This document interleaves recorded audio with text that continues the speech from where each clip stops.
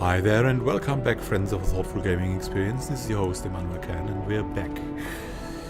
Tides of Numenera, Torment, the beta, patch 1. We're examining strange murders in the underbelly. And this house is one lead we have been given. So let's see. This dilapidated structure has been converted into a cheap boarding house. Inside, people sprawl on filthy mattresses in a dimly lit room. A house, vice versa, the chirurgeon was the thing we were given, so... The skull-like relief could be a warning, or perhaps a notice that something harmless but related to death waits below. We could go in there. We haven't been there, I guess. But maybe this Pico has seen something, or we can examine something more here. The stink of rotting meat still hovers about this pile of fallen rubble. We could dig through more. Let's talk to Pico first. Maybe he has seen something. You're back, he says. Tension ripples through the studied calm of his voice. Good. What happens in the parlor again? The drones remake people and it costs an ocean's worth of shins. I'm not laughing at you. You're talking me out of charity or pity. I don't want either. I'm not laughing at you. Not laughing. Not laughing. He doesn't change. Let's talk to the cultists. Maybe they've seen something. Nope, nothing new. And let's try to pick something up by might. Try to find the source of the stench with moderate. Yeah, nice. Success. The smell intensifies as you heave aside a slab of ceiling beneath a tangle of splintered wood. A swarm of startled insects spins away into the sky, revealing the body of a young woman, torn and crushed. An invisible hand rips the air from your chest and the strength from your legs. You fall, not wanting to look at that face, those staring glassy eyes, but not being able to help it. You don't know her, but you do. A sob burns your throat, but it isn't your own. You want to scream. Move her blood-matted air out of her face and shut her eyes. Push the hair out of her face with trembling fingertips and shut her eyes. Tears stinging your own. Cool hand covers your burning eyes. A smooth arm folds over your stomach and she pulls you into a calmer, quieter place. What? What? And we died. We died again. Oh god.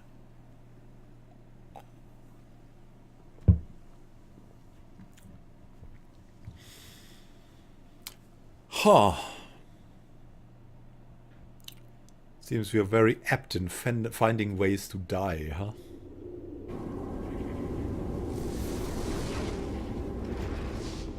Seria.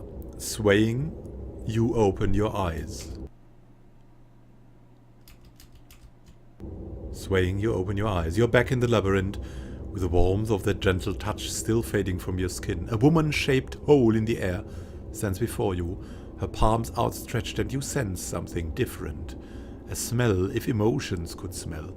It's a sharp confusion and a sense of displacement. Somehow this woman shade knows she does not belong here in your mind. Oh, says the spectre strolling up beside you, a reflection from a different cast-off, isn't it? He studies the outline. Outstretched hands. She's lost something, he says after a moment. Something out in the world that she misplaced or was taken from her. If you want to draw her here, you will have to find it.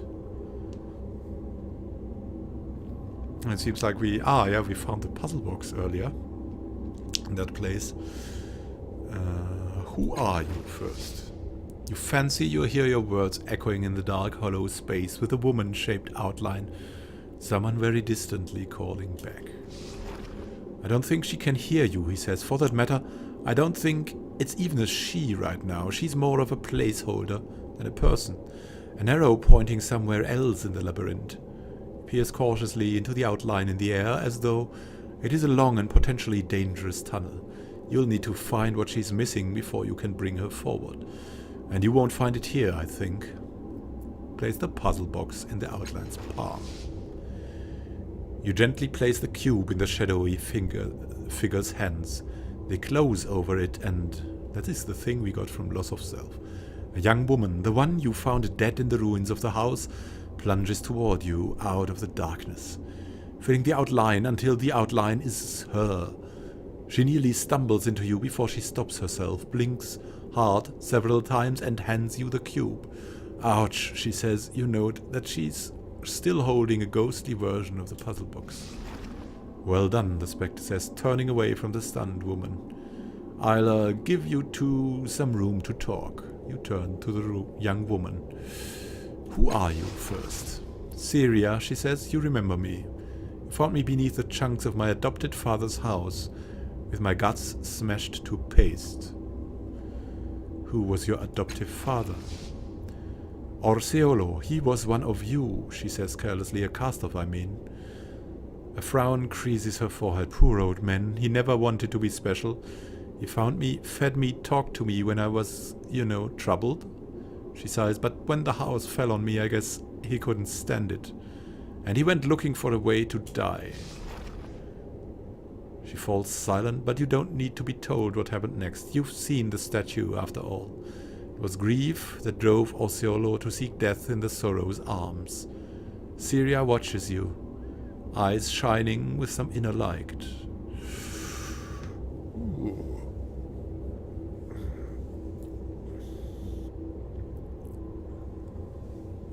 Tell me why he cared about you, why he grieved.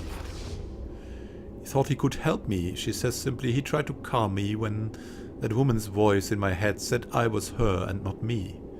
She smiled sadly. I think a lot of women like me have died in his care, and I was one too many. A creature named the Sorrow killed Orseolo. Do you have any idea how it found him?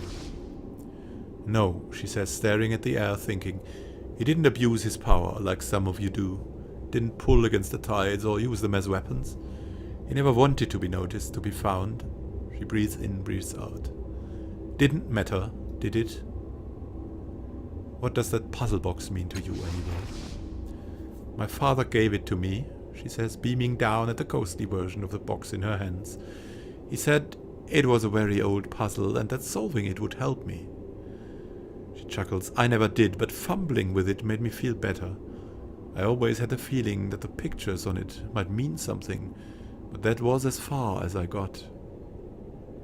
Who are you again?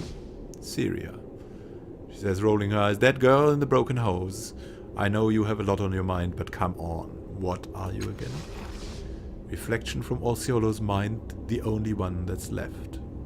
Thank you and goodbye. I'll be here, in your head. Let's talk to the Spectre again about this. And then go back. Hey, are you alright?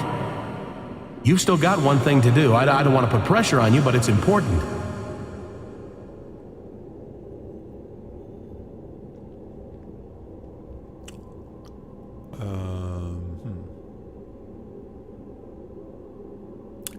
Earlier, did you say we were in my mind? I don't know what else to call it. This isn't the real world, but everything you do here seems to change things. I mean, look what you did to the Sorrow, right? I think you can change the real world too. But you'll have to get there to find out. I'd like to talk about something else. No problem. What's on your mind? What should I do now? You need to find this Makina person. She might not know how to fix the chamber, but she's the only lead we have on who can. How do I get back again? Use the portal. All right. Good luck. Yeah, then let's go back. Find Makina. Oh, these deaths we experience all the time. Everything is white again.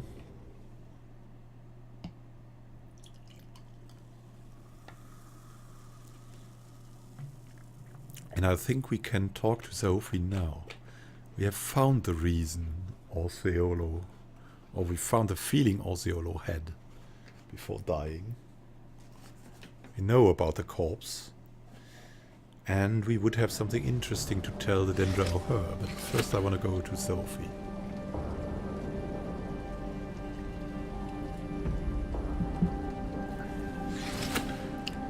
Tabia remarks on you suddenly collapsing while examining the rubble. Yeah? What do you remark? Eyeless? Let's continue.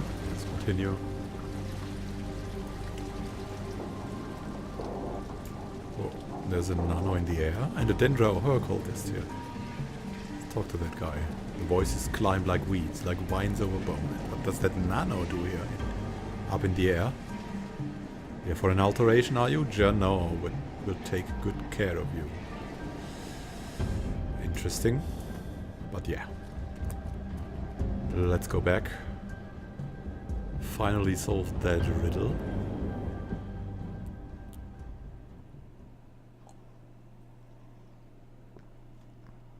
And then we need to go to loss of self.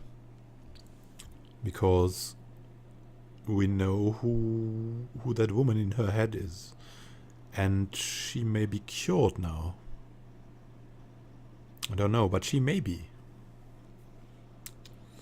It would be logical, right? But this is a beta, so we cannot be sure that solves her problem right now. But in the final version it will be the way, I think. It's so exciting solving the quests here because they are so enigmatic. Right? You feel like you're drawn into that strange world. Stories. We don't know what. So hi there, Sophie. Sophie's red-rimmed eyes narrow as you approach. You've learned something of my subject. Why did he go willingly into his murderer's arms? Tell me. Leave nothing out. His daughter was killed when their home collapsed. Grief drove him to seek his own death.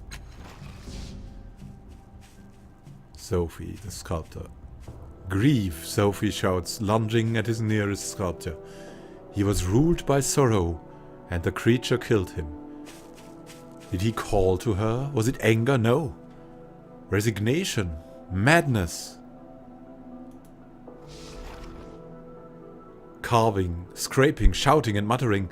Sophie has clearly forgotten you are here, except for one detail. His hand gropes clumsily in his pocket, retrieves a pouch and thrusts it at you. You've gained the Instant Guardian. I wouldn't mind a thank you. The lowering of the tortured brow. What? Sophie glances over her shoulder at you. Oh, you're welcome. Gets back to work. When will you be done? Clouds of stone dust willow into the silent air. Sophie doesn't appear to be ignoring you, but has instead forgotten that anyone occupies the same world as his sculpture. Luck and farewell. Now let's see what we've got. You've gained the Instant Guardian. No. What does it do? Blocks incoming ranged attacks. Only usable during crisis. This is good for Tybir, I think. As he's the tank. There we go.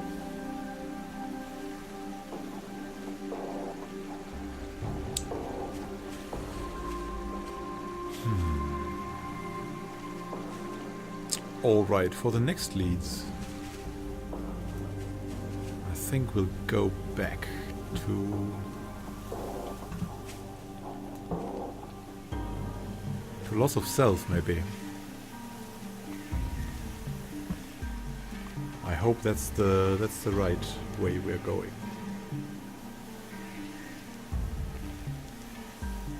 So thank you for watching for now. Hope you liked this episode where we cleared some quest up. with Sophie, the Sorrow Sculptor. The next time we will go to reveal the mystery of loss of self and cure her, hopefully. So, happy gaming to you. This is Immanuel Can, signing out. See you in the next episode.